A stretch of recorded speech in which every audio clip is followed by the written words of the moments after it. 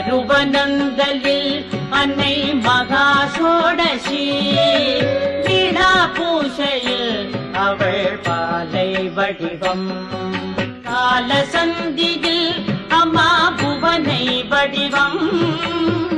திரிகால சந்தியிலே ஷாமளை ரூபம்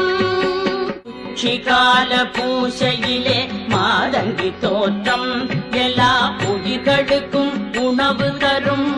பசுவின் ஏற்றம் பிரதோஷ வேளையிலே சுகஷாமளை அர்த்த சாம பூசையிலே பஞ்சதாட்சரி அவள்